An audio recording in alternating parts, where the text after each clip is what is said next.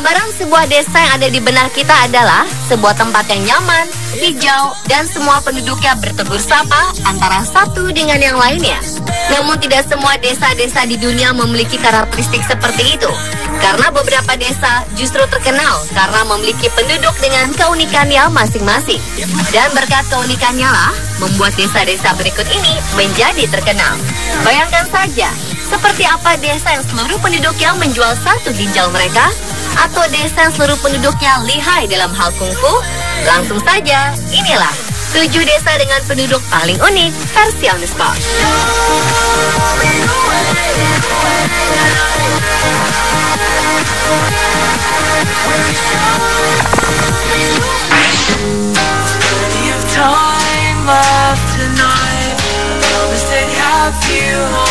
Ada yang tak biasa dengan desa ini.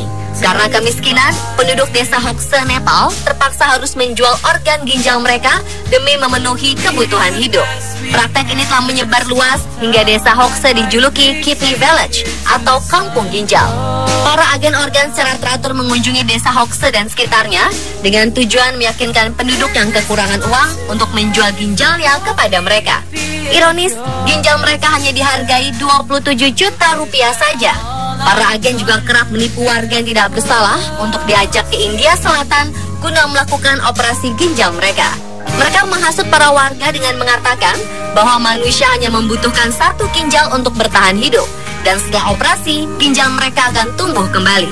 Terkadang korban diculik dan dipaksa untuk menjalani operasi ginjal. Meskipun praktek ini ilegal, diperkirakan telah ada 10.000 operasi ginjal di pasar gelap dengan 7.000 ginjal dijual di sana setiap tahunnya.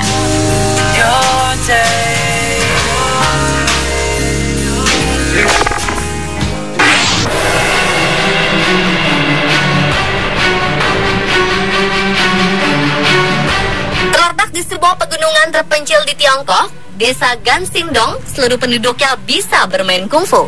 Uniknya lagi, masing-masing dari mereka memiliki senjata rahasia. Karena keunikannya ini, desa ini menjadi terkenal. Terletak di pegunungan Tianzhu, Tiongkok Tengah, desa ini jauh dari pengaruh dunia luar. Gansidong adalah rumah bagi orang-orang Dong, salah satu dari 56 etnis minoritas yang diakui di Tiongkok. Dua teori tentang bagaimana semua ini terjadi. Cerita pertama, suatu waktu penduduk desa dan ternak mereka secara teratur diserang oleh binatang buas, sehingga masing-masing keluarga memilih seorang pemuda paling kuat untuk belajar seni bela diri. Mereka berlatih dengan menirukan gerakan naga, ular, harimau, dan macan tutul. Kemudian meneruskan keterampilan tersebut kepada anggota lain di keluarga mereka. Setiap keluarga mempelajari satu gaya khusus dan berlatih dengan gaya yang berbeda dengan keluarga lainnya. Versi lain menyebutkan, ketika keluarga pertama mulai menetap di desa Gansidong, mereka sering dijarah oleh tetangga mereka. Untuk itu, mereka mengundang beberapa ahli seni bela diri untuk mengajarkan bagaimana cara membela diri. Mereka belajar keterampilan baru dan akhirnya meneruskan kepada seluruh warga desa. Tradisi pembelajaran kungfu masih hidup dan berkembang di antara 123 rumah tangga di Gansingdong. Dan karena para pemuda sekarang banyak yang meninggalkan desa untuk bekerja di kota, para wanita pun didorong untuk belajar kungfu dalam upaya untuk mempertahankan tradisi hidup.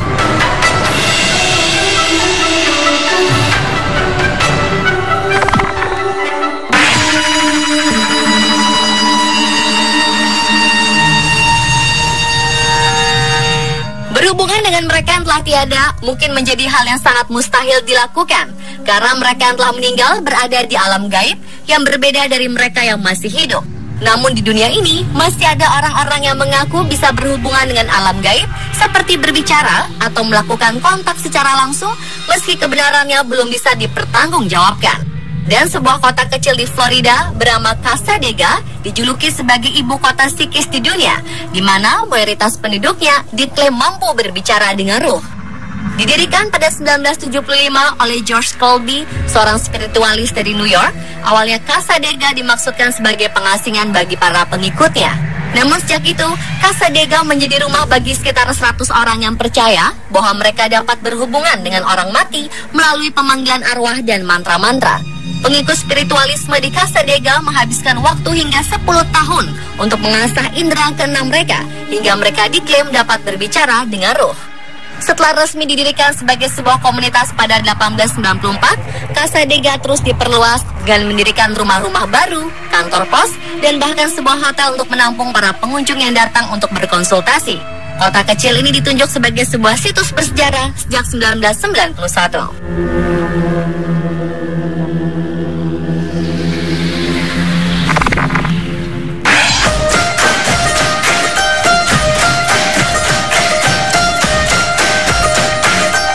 Sebuah desa di Karibia menyimpan sebuah fenomena unik yang mengubah anak yang lahir sebagai perempuan menjadi laki-laki setelah memasuki fase puber. Anehnya, perubahan ini terjadi secara alami. 1 dari 90 anak yang lahir di desa Salinas, Provinsi Barahona, Republik Dominika, mengalami perubahan alami dari jenis kelamin perempuan menjadi laki-laki. Anak-anak ini dikenal sebagai guevedosos, yang berarti tumbuh penis di usia 12 tahun. Fenomena ini diungkapkan oleh Dr. Julian Imperato, seorang endokrinologis atau ahli mengenai masalah hormon dari Cornell University pada 1970. Setelah melakukan penelitian lebih jauh di Salinas, Dr. Imperato akhirnya menyimpulkan penyebab fenomena yang dalam istilah medis disebut sebagai pseudohermaphrodites. Saat Dr. Imperato menyelidiki para guevedosos, ia menemukan bahwa penyebab mereka tidak memiliki organ genital laki-laki saat lahir adalah karena kekurangan enzim yang disebut 5-alpha reductase. Kekurangan enzim ini menghambat pembentukan hormon kelamin pria, dihydrotestosteron, sehingga menyebabkan anak laki-laki yang baru lahir terlihat seperti perempuan. Pembentukan enzim ini baru terjadi setelah mereka menginjak usia puber, menumbuhkan organ seksual pria dan menjadikan mereka terlihat seperti pria.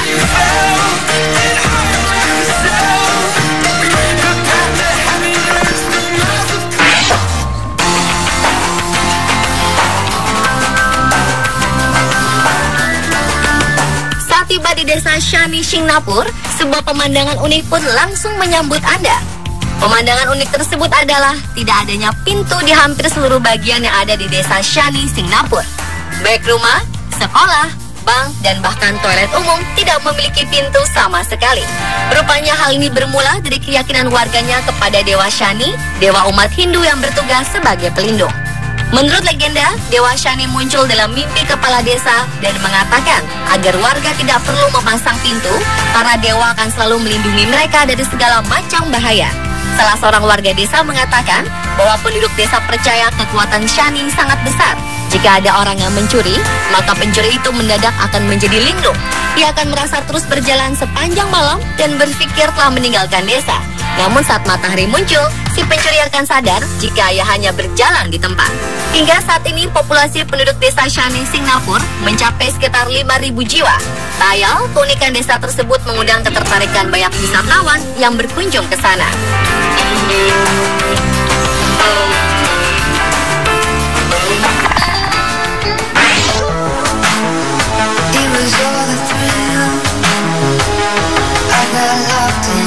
Penyakit demensia dan Alzheimer adalah penyakit yang menyerang daya ingat, pikiran, dan emosi seseorang. Akibatnya penderita menjadi sulit berpikir dan emosinya tidak stabil. Di Belanda terdapat sebuah desa tertutup di kota Weps yang dikhususkan untuk para penderita demensia dan Alzheimer. Adalah desa De Hoogeweg, desa yang menyediakan 23 rumah, taman, restoran, bar, teater, dan beberapa toko untuk tempat belanja. Di desa ini sebanyak 152 penderita demensia dan Alzheimer bisa merasakan hidup bebas layaknya orang normal. Mereka melakukan berbagai aktivitas sehari-hari, seperti jalan-jalan di taman, berbelanja ke supermarket, dan berkumpul bersama kelompok penderita lainnya. Tidak ada yang mengganggu dan rasa diganggu oleh mereka. Di sini juga terdapat beberapa pengasuh yang dapat membantu para pasien untuk melakukan segala aktivitasnya.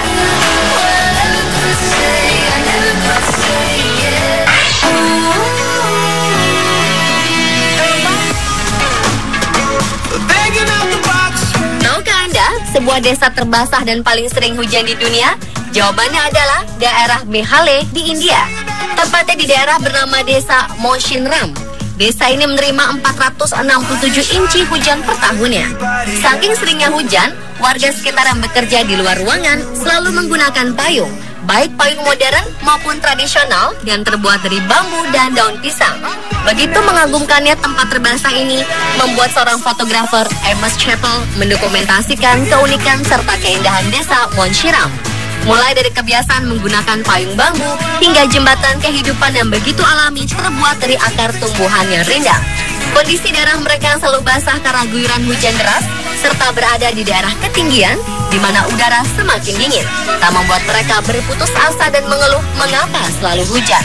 Mereka terus bekerja dan menjalani kehidupan layaknya penduduk desa lainnya, karena mungkin tak ada gunanya juga jika mengeluh.